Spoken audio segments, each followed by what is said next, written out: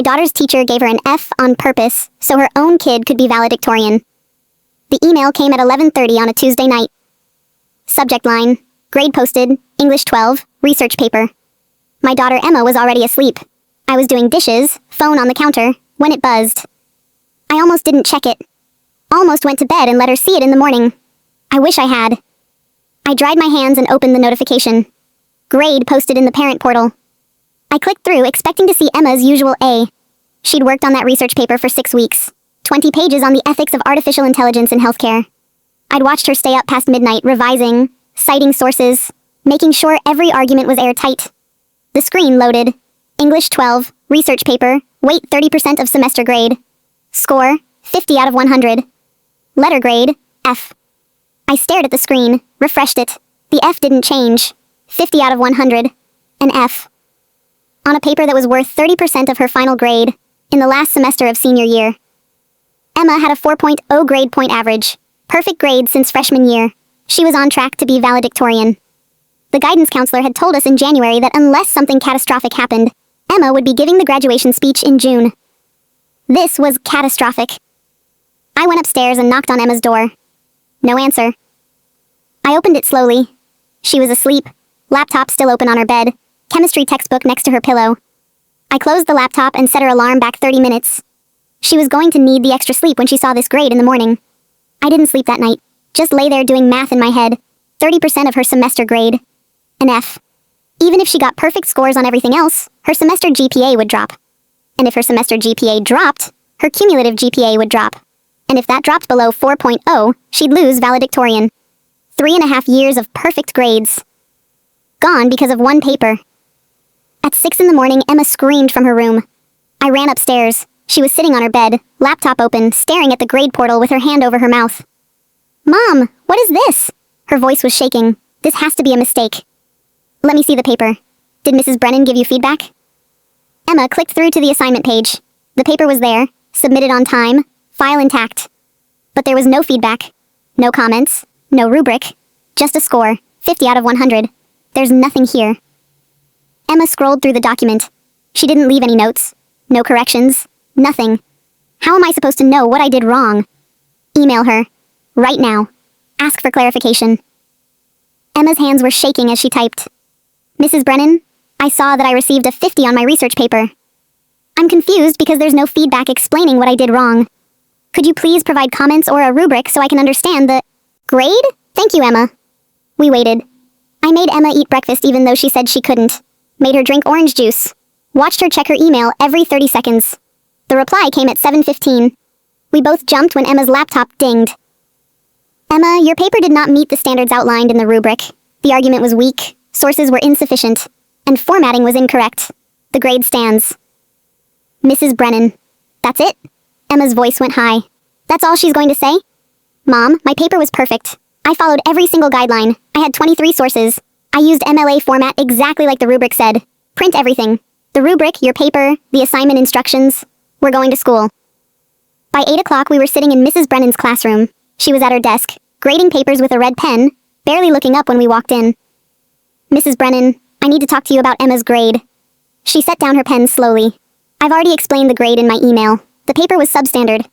I put Emma's paper on her desk. 20 pages, printed and stapled. Can you show me specifically what was substandard? The argument was weak. Which argument? Which part? Mrs. Brennan picked up the paper and flipped through it without really reading. The thesis lacks clarity. The sources don't support the claims. The conclusion is inadequate. Emma leaned forward. Mrs. Brennan, my thesis is on page 2. I have a clear 3-part argument. Every claim has at least 2 sources backing it up. I followed the rubric exactly. The rubric is a guideline, not a guarantee of a good grade. Mrs. Brennan handed the paper back. If you don't understand that by senior year, perhaps you're not ready for college-level work. My chest got hot. Mrs. Brennan, Emma has a 4.0 GPA. She's never gotten anything lower than an A in any English class. Are you telling me that suddenly, in the last semester of senior year, she forgot how to write? Skills decline when students become overconfident. Perhaps Emma has been coasting on past success rather than actually improving. I want to escalate this. Who do I talk to? You can speak to the department chair, but the grade is final. I'm the teacher. I determine the quality of the work. We left and went straight to Mr. Patterson, the English department chair. He was sympathetic but useless. Mrs. Brennan has been teaching for 18 years. She knows how to grade papers. If she gave Emma an F, there must be a reason. There's no feedback, no comments, just a score. I'll talk to her about providing more detailed feedback in the future. I don't care about the future. I care about this grade, this paper, right now. He spread his hands. I can't override a teacher's grading decision without clear evidence of bias or error. Do you have evidence that the grade is unfair? The paper is excellent. That's the evidence. That's subjective. Unless you can prove the grade was given in bad faith, there's nothing I can do. We tried the principal next. Vice principal. Guidance counselor. Everyone gave us the same answer. Mrs. Brennan is a respected teacher with tenure. Without proof of bias, they couldn't interfere with her grading. By the end of the day, Emma was hollow-eyed and silent. We drove home without talking. She went straight to her room and didn't come out for dinner. I sat in the kitchen and pulled up the grade portal on my laptop. Looked at the rankings. Class of 280 students. Emma had been number 1 since freshman year. I clicked through to see the current standings. First place, 4.0 GPA. But it wasn't Emma's name. It was Olivia Brennan. Olivia Brennan, Mrs. Brennan's daughter. I sat back, stared at the screen, refreshed it to make sure I was reading correctly. Olivia Brennan. First place, 4.0 exactly. Emma was now second place, 3.97. The difference was Emma's English grade. The F on the research paper had dropped her semester average to a B+, which pulled down her cumulative GPA just enough to put her behind Olivia. Olivia Brennan was Mrs. Brennan's daughter. Mrs. Brennan was Emma's English teacher. Mrs. Brennan had given Emma an F on a major paper with no explanation, no feedback, and no justification. And that F had moved Olivia Brennan into first place for valedictorian. I went upstairs and knocked on Emma's door. She didn't answer. I opened it anyway. She was lying on her bed, staring at the ceiling. Olivia Brennan is ranked first now. Emma didn't move. I know. Olivia is Mrs. Brennan's daughter. Emma turned her head and looked at me. Her eyes were red. I know that too. When did you know? Since freshman year. Everyone knows Mrs. Brennan's daughter. She makes sure everyone knows. And you never thought this was a problem? Being in her mom's class senior year? Mrs. Brennan said she'd grade me fairly. That having me in her class wouldn't be an issue because she's a professional. She lied. Emma sat up. Mom, you can't prove that. Everyone will just think I'm being a sore loser. That I can't accept a bad grade. This isn't a bad grade. This is sabotage. How do we prove it? I don't know yet, but we're going to figure it out. The next day I called in sick to work and started digging. First, I requested Emma's complete grading history from the school. Every assignment, every test, every paper she'd ever turned in. 4 years of documentation. The pattern was clear. Emma had never gotten below an A- on any English assignment in 4 years. Multiple teachers, different classes, consistent performance. Then suddenly, in Mrs. Brennan's class, in the final semester of senior year, she gets an F on the most important paper of the year. Next, I started asking around, called other parents I knew from the school. Did anyone else have kids in Mrs. Brennan's class? How were their grades? Most parents were hesitant to talk. Didn't want to cause problems. But one mom, Patricia, whose son Jake was also a senior, agreed to meet me for coffee. Jake got a C on that same research paper, Patricia said. He was furious. He'd put in so much work. But when he asked for feedback, Mrs. Brennan basically told him the same thing she told Emma, that it wasn't good enough and the grade was final. What's Jake's GPA? 3.8. He was ranked 12th before the paper. Now he's down to 18th. And Olivia Brennan? Patricia stirred her coffee slowly. Olivia got an A+. Mrs. Brennan read part of her paper out loud to the class as an example of excellent work. Of course she did. Look, I don't want to cause trouble. But between you and me, this isn't the first time. What do you mean? Patricia leaned in. My neighbor's daughter, Rachel, graduated 2 years ago. She was competing for valedictorian with Olivia's older brother, Marcus Brennan. Same situation. Rachel was barely ahead going into senior year. Then she got a weird grade in Mrs. Brennan's English class second semester. Dropped her GPA just enough. Marcus ended up valedictorian. So Mrs. Brennan has done this before. I can't prove it. Rachel's family tried to fight it, but the school shut them down. Said there was no evidence of bias. Eventually, they just gave up. Where's Rachel now? She lost her scholarship to Stanford because she wasn't valedictorian. Ended up at state school instead. My hands tightened around my coffee cup. Do you think Rachel would talk to me? I can ask. 2 days later, I was sitting in a Starbucks with Rachel Nguyen, now a sophomore at State. She was pretty, tired-looking, still carrying visible anger. Mrs. Brennan destroyed my senior year. Rachel didn't waste time with small talk. I was .03 ahead of Marcus Brennan. Worked my ass off for 3.5 years. Then second semester senior year, Mrs. Brennan decided my final English paper was worth a C. What was the paper on? Climate change policy. 25 pages. I had 30 sources. I'd worked with a writing tutor for weeks. It was the best thing I'd ever written. And she gave you a C. No feedback, no explanation. Just, the work was not up to standard. She said that exact phrase to me. Not up to standard. When I tried to argue, she said I was being disrespectful and entitled. What did your parents do? Everything they could. They went to the principal, the school board, threatened lawyers. The school just closed ranks around her. Said Mrs. Brennan was a respected educator with nearly 2 decades of experience. That questioning her grading was inappropriate. And Marcus Brennan became valedictorian. By .01. Rachel's voice was bitter. .01 GPA difference. If I'd gotten even a B on that paper instead of a C, I would have been valedictorian. I would have kept my Stanford scholarship. My whole life would be different. I'm sorry. Don't be sorry. Get evidence. Rachel pulled out her phone. I've spent 2 years wishing I'd documented everything. Kept records. Built a case. Don't make my mistake. I'm trying. But I don't know what counts as evidence. Find other students. Find a pattern. That's the only way they'll listen. 1 student complaining looks like sour grapes. 5 students with the same story? That's a pattern. I went home and made a spreadsheet. Started tracking down every student who'd been close to valedictorian in Mrs. Brennan's classes for the past 5 years. It took me a week of calls, emails, Facebook messages to parents I barely knew. The pattern was undeniable. 5 years ago, top student was Michael Torres. Got an unexpected D on final English paper, dropped to 3rd place. Mrs. Brennan's oldest son, Tyler, became valedictorian. 4 years ago, Sarah Kim was on track for 1st. Got a C on her senior thesis in Mrs. Brennan's class. Dropped to 2nd. Tyler Brennan stayed valedictorian. 3 years ago, Marcus Brennan's turn to be valedictorian. Rachel Nguyen was ahead by .03. Got a C on her final paper. Marcus won by .01. 2 years ago, Olivia had an off year, ranked 5th. No suspicious grades reported. Mrs. Brennan's teaching schedule that year didn't include any top students.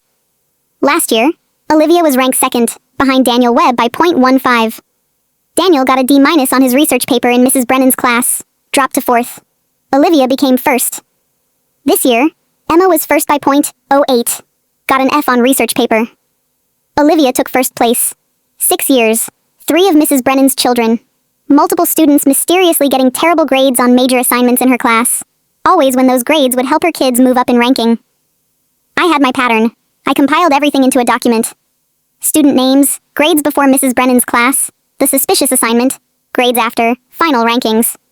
I included copies of Emma's paper, the rubric, the lack of feedback. I added Rachel's testimony.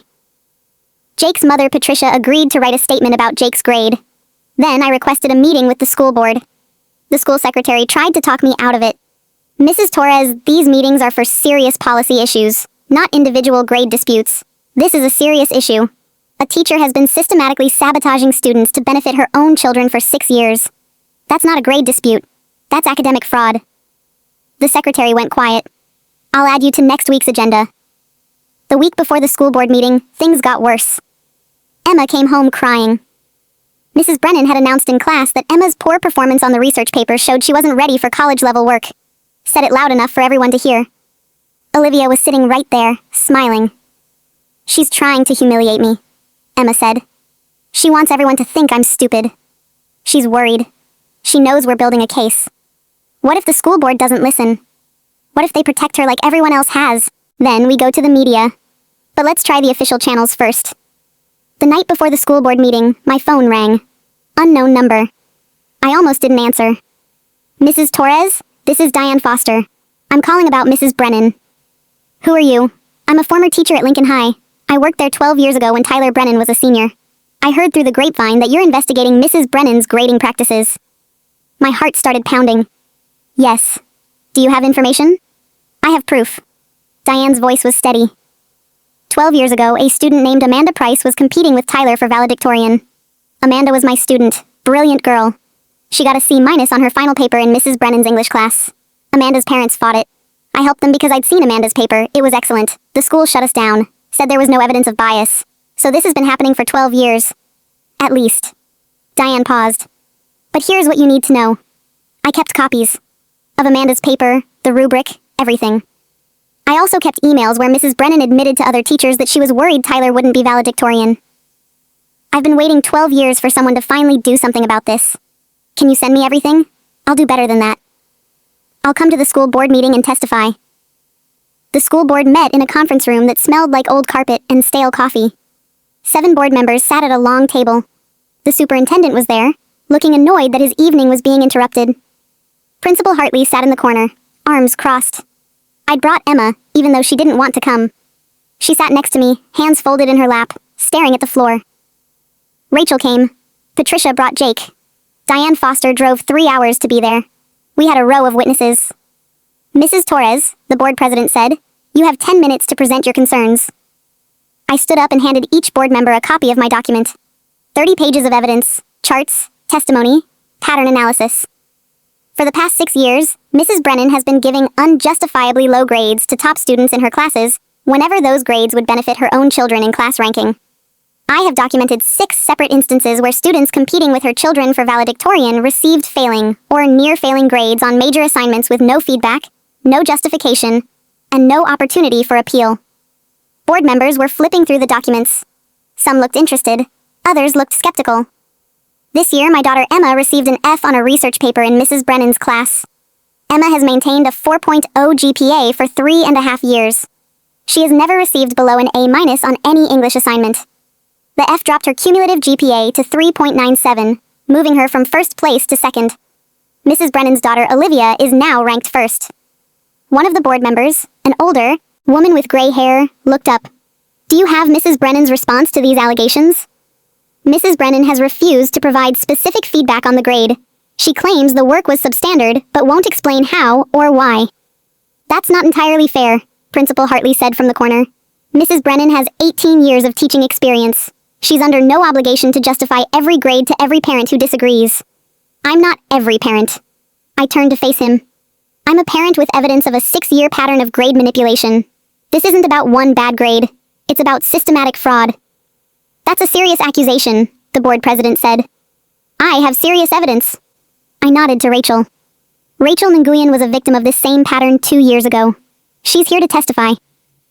Rachel stood up, hands shaking slightly. I was ranked first in my class going into second semester of senior year. I got a C on my final English paper in Mrs. Brennan's class. The grade dropped me to second place. Marcus Brennan became valedictorian by .01. I lost my scholarship to Stanford because of it. My entire life trajectory changed because Mrs. Brennan decided her son's ranking was more important than honest grading. The room was silent. Patricia stood next. My son Jake got a C on the same research paper that Emma failed. He was ranked 12th, not competing for valedictorian, but his grade still dropped significantly. Mrs. Brennan gave no feedback, no explanation. Meanwhile, she read Olivia Brennan's paper out loud to the class as an example of excellence. The favoritism is blatant. Then Diane Foster stood. She was older, gray-haired, confident. She'd been doing this longer than any of us. I taught at Lincoln High 12 years ago when Tyler Brennan was a senior. I watched Mrs. Brennan do to Amanda Price exactly what she's doing to Emma Torres now. I kept documentation because even then I knew something was wrong. I have emails, papers, rubrics. I have proof that this pattern goes back at least 12 years. Mrs. Brennan has been manipulating grades to benefit her children for over a decade, and the school has protected her every single time. She handed the board president a thick folder. This is everything from Amanda's case. Compare it to Emma's case. You'll see it's identical. Same tactics, same excuses, same result. The board president opened the folder and started reading. The other board members leaned in to look. The superintendent cleared his throat. This is highly unusual. Bringing up cases from 12 years ago, making accusations against a tenured teacher based on, he waved his hand dismissively, pattern speculation. It's not speculation when you have documentation, Diane said coldly. It's evidence. Mrs. Brennan has been one of our most dedicated teachers, Principal Hartley said. She served on curriculum committees, mentored new teachers, won teaching awards. To suggest that she's been engaged in some kind of long-term conspiracy to manipulate her children's grades is, frankly, insulting. Then explain the pattern, I said. Explain why 6 different students over 6 years, all competing with her children for valedictorian, all received failing or near-failing grades on major assignments with no feedback. Explain why none of those students were given the opportunity to revise or appeal. Explain why Mrs. Brennan's children have all been valedictorians, or near valedictorians, despite this school having 280 students per class. The statistical probability of that happening naturally is essentially zero. Families are often academically inclined, one board member said. Perhaps the Brennan children are simply excellent students. I pulled out another document. This is Olivia Brennan's GPA tracking over 4 years. She's had a 4.0 since freshman year, but look at her course load. She's taken standard level classes, not honors or advanced placement in most subjects. Emma has taken every AP course available. The difficulty of coursework isn't reflected in the raw GPA. Olivia has been strategically placed in easier classes to maintain perfect grades, while Emma has challenged herself with harder courses. That's still subjective, the superintendent said. Fine, let's make it objective. I pulled out the final document. This is Emma's research paper. 20 pages, 23 academic sources, formatted exactly to the rubric requirements. I had it reviewed by 3 college English professors, none of whom know Emma or have any connection to this case. All 3 gave it an A. 1 gave it an A+. Mrs. Brennan gave it an F with no feedback. Either she is incompetent at grading papers, or she deliberately sabotaged Emma's grade. Which is it? I handed the professor's reviews to the board president. He read through them slowly, his expression shifting from skeptical to concerned. These are very positive reviews. They're honest reviews. Emma's paper was excellent. Mrs. Brennan knew it was excellent. She gave it an F anyway because an honest grade would have kept Emma as valedictorian. We need to hear from Mrs. Brennan, one of the board members said. She should have the opportunity to defend herself. She was invited to this meeting, I said. She chose not to attend. That's not quite true, Principal Hartley said. She wasn't given enough notice to prepare a proper defense. She was notified 5 days ago. That's plenty of time to explain 6 years of grading decisions. The board members looked at each other, whispered conversations. The board president called for a brief recess. We sat in the hallway for 20 minutes. Emma was crying silently. Rachel put her arm around Emma's shoulders. You did good in there, Rachel said to me. You presented the evidence clearly. They can't ignore this. They've ignored it before. Not with this much documentation. Not with multiple victims testifying. Not with college professors weighing in. This is different. The board called us back in. Everyone's faces were serious now. The skepticism had shifted to concern. Mrs. Torres, the board president said, we've reviewed your evidence. The board agrees there's enough concern here to warrant a formal investigation. We're going to hire an independent investigator to review Mrs. Brennan's grading practices over the past 6 years. In the meantime, we're placing Mrs. Brennan on administrative leave pending the outcome of the investigation. Emma's head snapped up. She's being suspended? Not suspended. Administrative leave with pay. She won't be in the classroom while this is investigated. What about Emma's grade? I asked. The grade will be under review as part of the investigation. If the investigator finds evidence of bias or improper grading, the grade will be adjusted accordingly. How long will this take? 4 to 6 weeks, typically. Graduation is in 8 weeks. We're aware of the timeline. We'll prioritize this investigation. What happens to Olivia's ranking during the investigation? Nothing changes until the investigation concludes, and we have findings. If Emma's grade is adjusted, rankings will be recalculated at that time. So for now, Olivia stays first. For now, yes. It wasn't the immediate vindication I'd wanted, but it was something. More than Rachel had gotten. More than any of the other students had gotten. We left the school board meeting and I took Emma to get ice cream. She picked at her cone, not really eating it. Do you think they'll actually fix it? Or are they just stalling until graduation is over and it doesn't matter anymore? I don't know, honey. But we did everything we could. We presented evidence. We brought witnesses. We showed a clear pattern. They can't ignore that. Rachel's parents did everything they could too. I know. But this time there are college professors saying your paper was excellent. That's harder to dismiss than just parent complaints. I just want my grade back. I don't even care about valedictorian anymore. I just want the grade I actually earned. I know. What if the investigator decides Mrs. Brennan was right? That my paper really was bad, and I'm just making excuses. 3 college professors said it was excellent, Emma. The investigator will see their reviews. The next day at school, Mrs. Brennan's classroom was locked. A substitute teacher was taking over her classes for the rest of the semester. The news spread through the school like wildfire. By lunch, everyone knew Mrs. Brennan had been placed on administrative leave. Olivia Brennan didn't come to school that day. Or the next day. She was absent for the entire week. Other students started coming forward.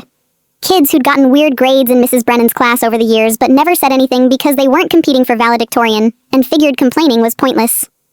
A girl named Sophie said Mrs. Brennan had given her a D on a presentation that Sophie's other teachers had praised. A boy named Carlos said he'd gotten a C on an essay that he'd later submitted to a writing contest and won first place. The investigation expanded. What had started as looking at valedictorian manipulation became a broader examination of Mrs. Brennan's grading practices across all her classes. 2 weeks into the investigation, the investigator called me. Her name was Dr. Helen Morrison, a retired school administrator hired to conduct independent investigations of teacher misconduct. Mrs. Torres, I've completed my preliminary review of Emma's research paper and Mrs. Brennan's grading of it. I wanted to give you an update. What did you find? Based on the rubric Mrs. Brennan provided to students, Emma's paper should have received an A or A+. There is no justification for the F grade. The paper meets or exceeds every criteria outlined in the assignment guidelines. My hands started shaking, so the grade was wrong. The grade appears to be punitive rather than evaluative. I've reviewed recordings of the class sessions where Mrs. Brennan discussed the assignment, and Emma's paper addresses every requirement Mrs. Brennan explicitly outlined. What happens now? I'm recommending the grade be changed to an A, which would restore Emma's 4.0 GPA and return her to first place in class ranking. When will that happen? The school board meets next week to review my preliminary findings. If they accept my recommendation, the grade change will be implemented immediately. What about the broader investigation into the pattern? That's ongoing. I'm reviewing every major assignment Mrs. Brennan graded over the past 6 years for students who were in the top 10% of their class. It's time-consuming, but I'm finding concerning patterns. Like what? Students who posed no threat to her children's rankings received fair grades. Students who did pose a threat received significantly lower grades, often with minimal feedback. The correlation is statistically significant. So she really did do this for 6 years. At least 6 years. I'm looking into older records now. Will she be fired? That decision will be up to the school board based on the final investigation results. But based on what I've found so far, I would be surprised if she retained her teaching position. I hung up and told Emma. She cried. Not sad crying, relief crying. The kind of crying that comes when you've been carrying something heavy for so long, and finally get to put it down. The school board meeting was scheduled for Thursday evening. This time it was packed. Word had gotten out about the investigation, and parents filled every chair. Local news cameras were set up in the back. Mrs. Brennan was there. First time I'd seen her since the investigation started. She looked smaller somehow. Defeated. Her husband sat next to her, holding her hand. Olivia wasn't there. Dr. Morrison presented her findings to the board. She was thorough, methodical, devastating. She'd reviewed 47 major assignments over 6 years. Found that students, competing with the Brennan children for top rankings, received grades that were on average 1.3 letter grades lower than their work warranted based on rubric criteria. Students not competing with the Brennan children received grades that matched rubric criteria. The pattern is clear and consistent, Dr. Morrison said. Mrs. Brennan systematically undergraded students who posed a threat to her children's academic rankings while grading other students fairly. This wasn't occasional bias or subjective grading disagreements. This was deliberate, sustained grade manipulation over multiple years affecting multiple students. The board president turned to Mrs. Brennan. Mrs. Brennan, you have the opportunity to respond to these findings. Mrs. Brennan stood up slowly. She looked like she'd aged 10 years in 3 weeks. I never intended to harm any student. I have always tried to grade fairly and objectively. If my grades were influenced by, she paused, by concerns about my own children's success, that was not conscious or deliberate. But it happened, the board president said. I want to be clear that I never sat down and decided to give a student a bad grade to help my children. But in retrospect, perhaps my judgment was affected by wanting my kids to succeed. Perhaps I was harder on certain students without realizing it. You didn't realize it? I stood up. You didn't realize you were giving Fs to papers that 3 college professors said deserved As? You didn't realize you were destroying students' college prospects to help your own kids? You didn't realize you were doing to Emma exactly what you did to Rachel, and to Amanda, and to how many others over 12 years? Mrs. Torres, please sit down, the board president said. I stayed standing. She's admitting she did it. Maybe not consciously, maybe not deliberately, but she's admitting the grades were wrong. So fix them. Fix Emma's grade. Fix Rachel's grade. Fix every grade she sabotaged over 6 years. The board cannot retroactively change grades from previous years, the superintendent said. The statute of limitations. There's no statute of limitations on fraud, I said. She defrauded students of their earned grades, their class rankings, their scholarships, their college acceptances. Rachel lost Stanford because of her. How many other kids lost opportunities because Mrs. Brennan decided her children's success was more important than honest grading? The board members were quiet. Finally, the board president spoke. Based on Dr. Morrison's findings, the board is accepting her recommendation to change Emma Torres's research paper grade from an F to an A. This will restore Emma's 4.0 GPA and return her to first place in class ranking, making her valedictorian for the class of 2025. Emma grabbed my hand and squeezed. Additionally, the board is terminating Mrs. Brennan's employment effective immediately. She will not return to the classroom. Mrs. Brennan started crying. Her husband put his arm around her. Finally, the board is commissioning a comprehensive review of grading practices across all departments to ensure this type of bias does not occur in the future. We are also establishing an appeals process for students who believe they've received unfair grades. What about past students? Rachel asked from her seat. What about me? What about Amanda? What about all the others whose lives were affected? The board president looked uncomfortable. The board recognizes that past students were harmed by these grading practices.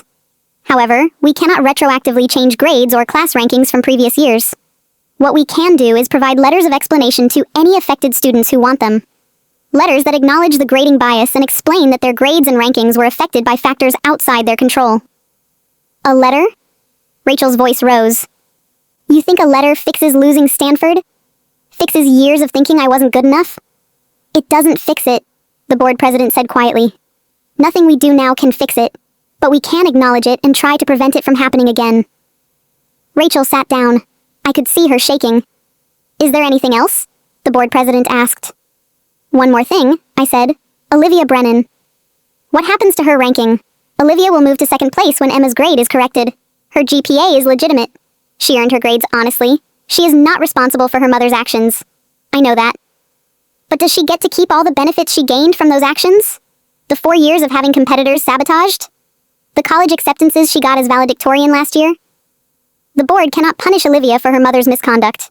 She will move to second place this year, but her previous achievements stand. It felt wrong. Olivia had benefited enormously from her mother's cheating, but the board president was right. Olivia hadn't done anything wrong herself. Punishing her for her mother's actions wasn't justice. The meeting ended. News reporters rushed toward me with cameras and microphones. I declined to comment and got Emma out of there as fast as I could. At home, Emma was quiet. I thought she'd be celebrating. Instead, she sat on the couch staring at nothing. You okay? I'm valedictorian again. You are. I should be happy. This is what we fought for. But it feels weird. Olivia's life just got destroyed because of her mom. She didn't do anything wrong. And now everyone's going to think she only got good grades because her mom cheated for her. That's not your fault.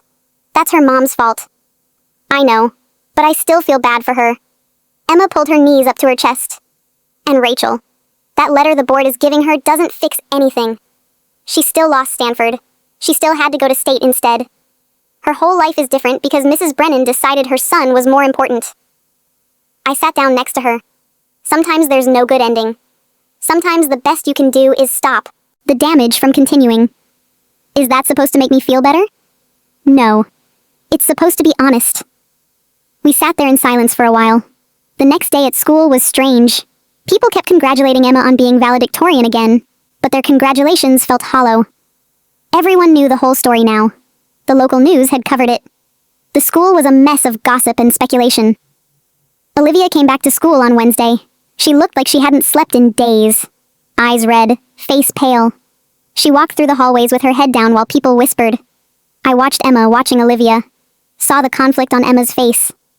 After school, Emma came home and said she needed to do something. She got in the car before I could ask where we were going. Drove to Olivia's house. Emma, what are you doing? I need to talk to her. Maybe give her some space. She's going through a lot right now. So am I. And I need to say something. Emma walked up to the door and knocked. Mrs. Brennan answered. Her face went hard when she saw Emma. What do you want? I need to talk to Olivia. Haven't you done enough? I haven't done anything. Your mom did this, not me. Mrs. Brennan opened her mouth to respond, but Olivia appeared behind her. It's okay, Mom. Let her in.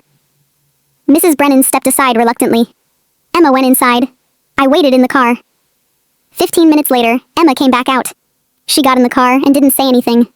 What happened? I told her I was sorry. That I know this isn't her fault. That I don't think she cheated or did anything wrong. What did she say? She said she knew her mom was hard on other students, but she didn't know it was this bad. She said she thought her mom was just strict, not sabotaging people. Emma's voice got quiet. She said she wishes her mom had just let her succeed or fail on her own. That now she'll never know if she was actually good enough or if everything she accomplished was because her mom was destroying the competition. That's a hard thing to carry. I told her she's smart, that her grades in other teachers' classes were legitimate, that she earned those. But I don't think she believed me. The following week, the school administration posted updated class rankings. Emma Torres, first place, 4.0 GPA. Olivia Brennan, second place, 4.0 GPA. The difference was now in weighted GPAs based on course difficulty. Emma's advanced placement classes gave her the edge. Emma was going to give the valedictorian speech at graduation, but the victory felt hollow. Mrs. Brennan had lost her job but would still get her pension. She'd been teaching for 18 years, so the pension was substantial. No criminal charges were filed because grade manipulation, while unethical, wasn't technically illegal. She'd face no real consequences beyond losing a job she was probably close to retiring from anyway. Rachel got her letter from the school board. It acknowledged that her grade had been affected by bias and that her class ranking did not reflect her actual academic performance. But it didn't get her into Stanford. Didn't get her the scholarship back. Just a piece of paper saying, sorry, your life got derailed. Amanda Price, the student from 12 years ago, got a letter too. She was 30 now. Had built a different life than the one she'd planned. The letter meant nothing to her except confirmation that she'd been right all along. I found myself thinking about all the students who'd been affected over the years. The ones who'd gotten C's instead of A's. The ones who'd lost scholarships or college acceptances or just the confidence that comes from knowing you're good at something. How many kids had Mrs. Brennan's bias touched? How many lives had been quietly, invisibly altered? 3 weeks before graduation, Emma came home with her speech draft. She'd been working on it for days, trying to figure out what to say. She handed it to me. I read through it. It was good, polished, covered all the usual valedictorian speech topics. Hard work, friendship, gratitude, looking forward to the future. It was fine. It was also completely dishonest. Emma, this doesn't mention anything that happened. I know. You're just going to pretend none of it happened? Get up there and talk about how great high school was? What am I supposed to say? Hi everyone. I'm only up here because my teacher tried to sabotage me but got caught? That doesn't seem like the right tone for a graduation speech. It's more honest than this. Emma sat down, put her head in her hands. I don't know how to talk about it without making it weird. It's Olivia's graduation too. Her friends will be there. Her family. If I make the whole speech about what her mom did, I'm just humiliating her again. You don't have to humiliate her. But you also don't have to pretend that fighting for fair treatment didn't happen. That's part of your story. Then help me figure out how to say it. We worked on the speech together. Drafted, revised, cut things that felt too pointed, added things that felt true. By the end, it wasn't a typical valedictorian speech. But it was honest. Graduation day was hot. June in California meant the ceremony was held outside in the stadium. Families packed into bleachers, graduates in blue caps and gowns sweating in their folding chairs on the field. I sat with Emma's dad, my ex-husband, who'd flown in from Denver for graduation. He'd been supportive from a distance when everything happened with Mrs. Brennan, calling Emma regularly, telling her she was doing the right thing by fighting back. The principal gave his speech. The superintendent gave hers. Then it was Emma's turn. She walked to the podium, adjusted the microphone, looked out at 280 graduating seniors and thousands of family members in the stands. When I started high school 4 years ago, Emma began, I had a very clear idea of how this was supposed to work. If you studied hard, did your homework, challenged yourself with difficult classes, you'd succeed. Your grades would reflect your effort. Your ranking would reflect your achievement. The system was fair. I believed that completely until second semester of senior year, when I learned that sometimes the system isn't fair. Sometimes the people in charge of evaluating you have other priorities. Sometimes those priorities have nothing to do with your actual performance. The crowd was quiet. Emma's voice was steady. I got an F on a research paper I'd spent 6 weeks writing. A paper that met every requirement of the rubric. A paper that college professors later reviewed and said deserved an A. But I got an F anyway, because giving me an honest grade didn't serve someone else's interests. People in the stands were shifting, murmuring. Everyone knew this story, but hearing Emma tell it directly was different. I could have accepted that F. Could have told myself that maybe I wasn't as good as I thought. Could have stopped believing in my own work. A lot of students in that situation do exactly that. They internalize the unfair grade and think the problem is them. But I didn't do that. And I didn't do it alone. My mom fought for me. Other students who'd been treated the same way spoke up. A teacher from 12 years ago who'd kept evidence finally had someone to give it to. We built a case together. We showed a pattern. We made people pay attention. Emma paused, looking across the field at Olivia, who was sitting 3 rows from the front. This isn't a story about me being a hero. I'm standing up here because my mom had the time and resources to fight. Because I had teachers willing to speak up. Because other students were brave enough to share their stories, even though it meant reliving painful experiences. A lot of students who face the same situation I did don't have those advantages. They just accept the unfair grade and move on, carrying that damage with them. So what I want to say today is this. If someone in authority treats you unfairly, you're not imagining it. If you know your work was good and the grade doesn't match, trust yourself. If a teacher or a boss or anyone with power over you is making decisions based on their own interests instead of objective evaluation, you have the right to question it. But also know that fighting back is hard. It takes time. It takes energy. It takes people believing you when you say something is wrong. And even when you win, it doesn't always feel like winning. The grade got changed. I'm valedictorian. But that doesn't fix what happened to students in previous years who faced the same bias. It doesn't undo the damage. It just stops the damage from continuing. Emma's voice got quieter, but the microphone picked it up clearly. Olivia Brennan is graduating second in our class. She earned that ranking. Her grades in every other class were legitimate. She worked hard, she's smart, and she's dealing with the fact that her mother's decisions have affected how people see her achievements. That's not fair to her either. I saw Olivia's head come up, surprise on her face. Systems are run by people, Emma continued, and people make mistakes. People have biases. People sometimes prioritize the wrong things. That doesn't mean we stop trusting systems completely. It means we stay alert. We question when things don't add up. We speak up when we see unfairness. We support each other when someone has the courage to fight back. High school taught me chemistry and calculus and how to write a research paper. But the most important thing I learned happened outside the classroom. I learned that fairness isn't automatic. It's something you have to work for, and sometimes you have to fight for it. So to my classmates, as we leave here today, remember this. Trust yourself. Question authority when necessary. Support each other. Fight for fairness, but don't expect fighting to be easy, or the victory to be clean. And when you have power over others, whether it's as a teacher or a manager or a parent or anything else, remember how it felt to be evaluated unfairly. Don't do that to someone else. Emma stepped back from the microphone. For a moment, there was silence. Then applause started. Not the polite graduation applause. Real applause. People standing up. Parents, students, teachers on their feet clapping. I was crying. Emma's dad was crying. In the 3rd row of graduates, Olivia was clapping too, tears running down her face. The principal came back to the podium looking uncomfortable. Well, that was certainly a unique valedictorian speech. Let's continue with the ceremony. But the energy had shifted. Emma had said the thing everyone knew, but nobody wanted to talk about directly. She'd named it. Made it real. After graduation, families swarmed the field taking photos. Emma was surrounded by classmates, people hugging her, congratulating her. Some of them were crying. Rachel found us in the crowd. She grabbed Emma and hugged her hard. Thank you. Thank you for saying that, for making them acknowledge what happened. You helped make this possible, I said to Rachel. If you hadn't told us your story, we wouldn't have known there was a pattern. I just wish I'd fought harder when it happened to me. You fought as hard as you could with what you had. Sometimes the timing just isn't right yet. Olivia appeared next to us. Her family wasn't with her. She stood there awkwardly, hands clasped in front of her. Emma, I just wanted to say thank you. For what you said in your speech. About me earning my ranking. You didn't have to do that. It was true. You did earn it. My mom is home. She didn't come to graduation.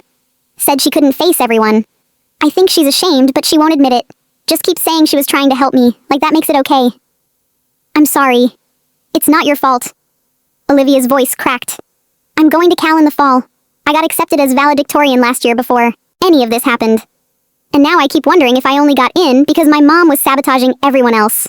Like maybe I'm not actually smart enough for Cal and I only got there because of her cheating. You got in because you're smart, Emma said. Your mom didn't take the SAT for you or write your college essays for you. Those were yours. I'll never know for sure though. That's what she took from me. The ability to trust my own achievements. Olivia walked away before either of us could respond. That night, the whole family went out to dinner to celebrate. Emma's dad, my parents, her aunts and uncles. Everyone was proud, congratulatory, talking about how brave Emma had been. But Emma was quiet, picking at her food, not really engaging. After dinner, we went home. Emma changed out of her graduation dress and came downstairs in sweatpants. You okay? I keep thinking about what Olivia said, about how she'll never know if she was actually good enough. Mom, did I do that to her? Did I ruin her ability to trust herself? No. Her mother did that. You just exposed it. But if I hadn't fought back, if I'd just accepted the F and moved on, Olivia wouldn't have to deal with everyone knowing. And you'd be going to college thinking you weren't good enough. And Mrs. Brennan would still be teaching, still sabotaging students. The damage would keep spreading. I know it was the right thing. But it doesn't feel good. That's because you're a decent person. If ruining someone's life felt good to you, that would be concerning. I didn't ruin Mrs. Brennan's life. She ruined her own life. Yes. But she's not the only one affected. Her husband has to deal with this. Her kids have to deal with this. It spreads out like ripples in water, touching people who didn't do anything wrong. That's true. But Emma, the alternative was letting it continue. How many more students should have sacrificed their futures to protect the Brennan family's reputation? Emma didn't answer, just sat there staring at the wall. Over the summer, things gradually settled. The school board implemented new policies. Anonymous grade appeals process. Regular auditing of teachers whose students reported grading concerns. Mandatory bias training. Small changes that probably wouldn't prevent a determined teacher from doing what Mrs. Brennan had done, but might make it slightly harder. Emma started preparing for college. She was going to Berkeley, had gotten in on early admission back in December, before any of this happened. Her acceptance had nothing to do with being valedictorian. She'd gotten in on her own merit. She tried to reach out to Olivia a few times over the summer. Texted her, suggested getting coffee. Olivia never responded. In late July, Emma got a message on Instagram from a girl named Sophie. Sophie had graduated 3 years ago. The message said, I saw the news coverage about Mrs. Brennan. I was in her class my senior year. I got a C on my final paper, and it destroyed my GPA. I thought I just wasn't as good at writing as I believed. But now I'm wondering if she sabotaged me too. My best friend that year was competing with Marcus Brennan for a scholarship. She got the C, Marcus got the scholarship. I never connected it until now. Just wanted you to know your fight mattered. It made me realize it wasn't my fault. Emma showed me the message. This is the part that feels good, right? Knowing other people are realizing it wasn't their fault? Yeah, that's the part that matters. More messages came over the summer. Former students reaching out, sharing their stories, realizing patterns they'd missed at the time. A girl who'd been told she wasn't college material by Mrs. Brennan, but went to community college anyway and was now a nurse. A boy who'd gotten a D on a presentation and dropped out of AP English because he thought he was stupid, only to realize years later that the D had come right when he'd started dating Marcus Brennan's ex-girlfriend. The pattern was wider than we'd known. Mrs. Brennan hadn't just sabotaged students for her kids' class rankings. She'd punished students for any perceived slight. For dating the wrong person. For being friends with students she didn't like. For challenging her in class. The grade manipulation had been her weapon of choice for over a decade. In August, right before Emma left for Berkeley, we got one more letter. It was from Amanda Price, the student from 12 years ago. The one Diane Foster had told us about. The letter said, Dear Emma, I saw your graduation speech on YouTube. Someone posted it and it's been shared thousands of times. I wanted you to know that watching you stand up there and name what happened, seeing a student actually win a fight I lost, meant more to me than I can explain. For 12 years I've carried this weight of thinking, maybe I wasn't actually good enough. Maybe Mrs. Brennan was right, and my work was substandard, and I was just making excuses. Your fight proved it wasn't me. It was her. Thank you for finishing what I couldn't. Emma read the letter 3 times, and then put it in a box with all the other letters and messages she'd received. Evidence that the fight had mattered, that speaking up had been worth it. On the drive to Berkeley to move Emma into her dorm, she was quiet for most of the trip. We were almost there when she finally spoke. Do you think Mrs. Brennan regrets it? I don't know. Some people never see their own actions clearly. They always find a way to justify what they did. Do you think she knows how many people she hurt? I think she knows some of it, but I don't think she lets herself think about it. That would require admitting she damaged dozens of students over more than a decade for her own kids' benefit. That's a hard thing to admit about yourself. We pulled up to Emma's dorm, started unloading boxes. Berkeley was huge, crowded, full of students moving in. Emma looked overwhelmed. You're going to be great. Here, I told her. What if I'm not, though? What if I get here and find out I'm not actually as smart as my grades said? What if I only succeeded in high school because Mrs. Brennan was the exception and most of my teachers inflated my grades? Emma, look at me. You earned your grades. You're smart. You work hard. You deserve to be here. Don't let Mrs. Brennan's fraud make you doubt yourself. That's exactly what she'd want. For you to spend your life questioning your own abilities because she tried to destroy your confidence. Emma nodded, but I could see the doubt still there. Mrs. Brennan had taken something from Emma that was hard to get back. The simple faith that when you do good work, it will be recognized honestly. Once that trust is broken, it's hard to rebuild. I helped Emma move into her dorm room, met her roommate, took the obligatory photos. Then it was time to leave. You're going to be okay, I told her. I know. Emma hugged me. Thank you for fighting for me. For not letting me just accept the F and move on. For believing me when I said the paper was good. You're my daughter. Of course I believed you. Not every parent would have. Some of those other students whose parents didn't fight, it wasn't because the parents didn't care. It was because they didn't have the time or the money or the energy to take on the school. I was lucky. You were. But you also did the hard part. You stood up in front of the school board and told your story. You gave that speech at graduation. That took courage. Or stupidity. I'm still not sure which. I laughed. Probably both. I drove home alone, thinking about everything that had happened. A full year of fighting, investigations, school board meetings, news coverage, Emma's speech. And what had really changed? Mrs. Brennan was gone, but she'd gotten away with minimal consequences. A lost job she was close to retiring from anyway. No criminal charges, no real accountability. The students she'd harmed over the years had letters acknowledging the bias, but letters didn't undo the damage. Rachel was still at State instead of Stanford. Amanda had still built a different life than the one she'd planned. Dozens of other students still carried the scars of being told their work wasn't good enough when it was. Emma was valedictorian, was at Berkeley, had her 4.0 GPA back.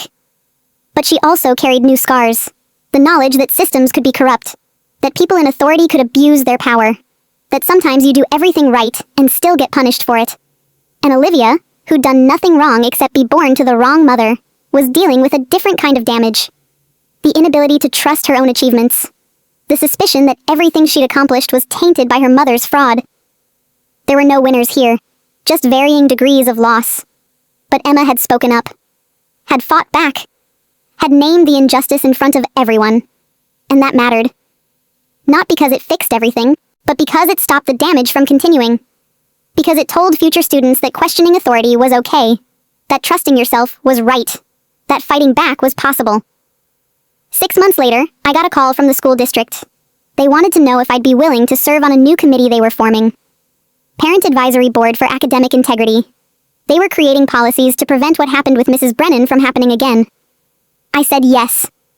At the first meeting, I met the other parents. Most of them had similar stories. Kids who'd been treated unfairly, grades that didn't match the work, teachers who played favorites or held grudges. They'd all been fighting small battles in isolation, not realizing others were fighting the same battles. We spent months developing new policies. Regular audits of grading patterns, anonymous reporting systems for students and parents, outside review panels for grade disputes, mandatory documentation of grading rationale for any grade below C, bias training for all teachers, protection for whistleblowers. None of it would have prevented Mrs. Brennan completely. A determined person can always find ways around systems, but it would make it harder. Would create more checkpoints, more opportunities for students to be heard. Emma came home for winter break. She was thriving at Berkeley, had made friends, was doing well in her classes, had joined a student advocacy group that fought for fair grading policies across campus. She'd found her thing. Fighting for students who were being treated unfairly had become her cause. The experience with Mrs. Brennan hadn't broken her. It had given her purpose. "How's Olivia?" I asked. Emma shook her head. She dropped out of Cal. Went home after first semester. I heard she's taking classes at community college now. Just couldn't handle being at Cal, wondering if she deserved to be there. That's sad, it is, but it's also not my responsibility to fix. I tried to reach out. She didn't want to talk. At some point, she has to decide whether to let what her mom did define her whole life. That's very mature of you. Therapy helps. Emma smiled. I've been seeing a counselor at Berkeley, working through the trust issues, the imposter syndrome, all of it. She says what happened with Mrs. Brennan was a trauma, that it's normal to need help processing it. I'm glad you're taking care of yourself. I learned from watching you. You didn't just fight for me. You taught me how to fight for myself. 2 years after graduation, Emma called me from Berkeley. She'd been elected student body vice president, was working on implementing better grade appeal processes across the university, had become known on campus as the person who fought for fair treatment. And Mom, she said, her voice excited, I got an internship with an education policy nonprofit. They work on reforming grading practices and academic integrity policies at schools across the country. They want me to help develop student advocacy programs. That's amazing. It's because of what happened with Mrs. Brennan. That's what my whole application essay was about. How experiencing grade manipulation made me want to fight against it systematically. They loved it. So something good came out of it after all. I wouldn't say good. Emma's voice got serious. What Mrs. Brennan did was wrong. The damage was real. But I'm choosing to use what I learned from fighting her to help other students. That doesn't make what she did okay. It just means I'm not going to let her actions destroy me. That's all any of us can do. Take the damage we've been given and decide what to do with it. 3 years after graduation, I ran into Mrs. Brennan at the grocery store. We saw each other across the produce section. She looked older, grayer. I watched her decide whether to acknowledge me or pretend she hadn't seen me. She chose acknowledgement. Walked over, cart squeaking. I know you probably don't want to talk to me. You're right. I don't. I just wanted you to know, I never meant to hurt Emma. Or any of the other students. I was trying to help my own kids, and I lost perspective. I see that now. You see it now. After you lost your job. After the investigation exposed everything. Very convenient timing for that realization. I've been in therapy, working on understanding why I did what I did. My therapist says it was about my own need for my children to succeed, that I projected my worth onto their achievements. That's great that you're working on yourself, but it doesn't undo the damage you did to dozens of students over more than a decade. I know that. I'm not asking for forgiveness. I just wanted you to know that I regret it. Do you? Do you really? Or do you just regret getting caught? She didn't answer, just stood there with her hand on her shopping cart. Rachel Nguyen lost Stanford because of you. Amanda Price's whole life trajectory changed because of you. My daughter spent months questioning whether she was actually smart or just lucky. And Olivia, your own daughter, dropped out of college because she couldn't trust her own achievements anymore. You didn't just hurt the students you sabotaged. You hurt your own child. Mrs. Brennan's eyes filled with tears. I know. Olivia won't talk to me. She moved out. We haven't spoken in over a year. That's your consequence. That's what you earned. Not the lost job. Not the public humiliation. Losing your daughter's respect. That's the real cost of what you did. I walked away. Left her standing there in produce. I didn't feel satisfaction. I just felt tired.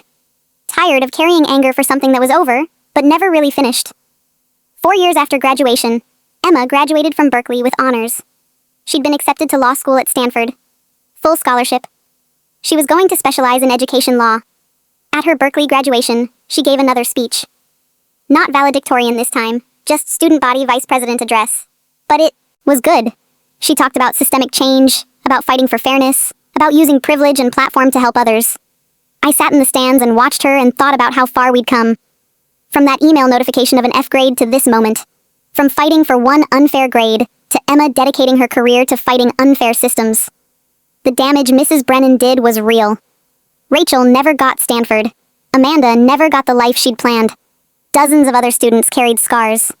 Olivia was still estranged from her mother, still working through trauma at community college. But Emma had survived. Had taken the injustice and turned it into purpose. Had learned that fighting back was possible and necessary and hard and worth it.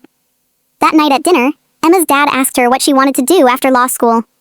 I want to work for students who are being treated unfairly by their schools. Help them navigate the system. Fight grade manipulation and bias. Maybe eventually work on policy at the federal level. That's a specific goal. I had a specific experience. Emma smiled.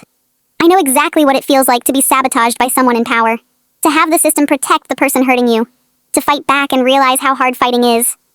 I want to make it easier for the next student. You're going to be great at it, I said. I learned from the best. She raised her glass. To Mom. Who taught me that fairness isn't automatic. You have to fight for it. We clinked glasses. Emma's dad, my parents, her aunts and uncles who'd supported us through everything. And to Mrs. Brennan, Emma added quietly, who taught me that people in authority don't always deserve that authority. And that questioning them is not only okay, it's necessary. We didn't clink glasses to that. Just sat there for a moment in silence, acknowledging the complicated truth. That sometimes the people who hurt us teach us the most important lessons. Not because their actions were okay, but because surviving their actions made us stronger. The fight was over. but its effects would ripple forward forever. In Emma's career, in the policies we'd helped create, in the students who would be protected because we'd spoken up, in the knowledge that fighting back is hard but possible and necessary. Mrs. Brennan had tried to sabotage Emma's future to benefit her own children. Instead, she'd created someone dedicated to stopping people like her from hurting future students. The irony was almost funny. Almost,